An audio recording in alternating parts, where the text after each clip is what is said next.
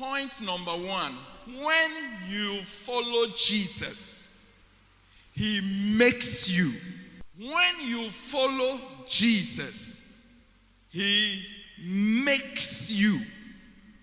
Now, the word make also means shape. It also means mold. It also means change. Who can give me another synonym? Make. It also means what? Create. Transform. I can also add build. So when you follow Jesus, he transforms you. He molds you. He shapes you. He creates you. When you follow Jesus, he builds your life. When you follow Jesus, he causes you to evolve. When you transform, you are evolving. You are changing. He says, follow me and I will change you. I will transform you.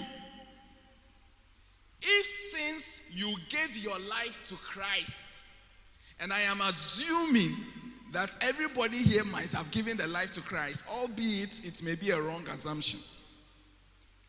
If since you gave your life to Christ, there has been no shaping, no molding, no changing, no transformation, no evolving in the kind of person you are, then the followership you have been following is questionable. Because he says that, follow me and I will make you. So when you sincerely follow him, you will automatically be made, be built, be transformed, be changed. You will automatically evolve. Following Jesus includes attending church. But attending church does not necessarily mean you are following Jesus. Coming to church is part of following Jesus. But the fact that you come to church does not necessarily mean you are following Jesus, because some people are here because their mothers dragged them here. And I'm using drag deliberately. Some people come because their wives drag them to church. Some people come because their friends drag them to church. You can be here, but your life outside does not reflect this place you are at. So, what Jesus meant by follow me is different from what modern day people understand with following somebody. Now, the word follow is a social media word, true or false? It has gained social media status and definition. So I follow him, he follows me. I unfollow you, you unfollow me. Follow. Is there a song like follow? There's a song like follow. I've heard it, but I don't know the... I will later on touch on what Jesus meant by follow me. But this point is very important. Please, if you follow Jesus, you will be changed. You must be changed. You must be transformed from within. The kind of person you were, we must see changes in your life.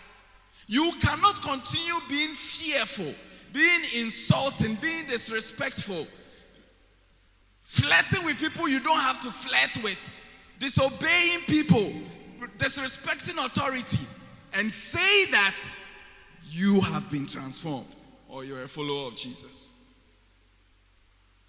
Now, how many disciples did Jesus have? 12. According to theologians, it is believed that the ages of the disciples were between their teens and about 30 years. Between their teens. So a lot of them were in their teens up to 30 years. In fact, so the Jesus films we watched when we were kids, you see them to be old. They were not that old. one of those who was considered possibly the oldest or one of the oldest is Peter. Peter was about 26 to 30 years. Number two, Peter was married. I think of all the disciples, he must have been the only one who was married also. So Peter was married. And what happened in Matthew 4:18 to 20 is an encounter between Jesus and Peter and his brother Andrew. Now, Peter is already married. We don't know whether he had kids, but he's already married, one of the oldest amongst them. And he meets Jesus, and Jesus says that, follow me, and I will make you. I will change you. I will shape you. I will mold you. I will influence you. I will transform you. It is easier to transform, to influence, to change a younger person than to change an older person. True or false?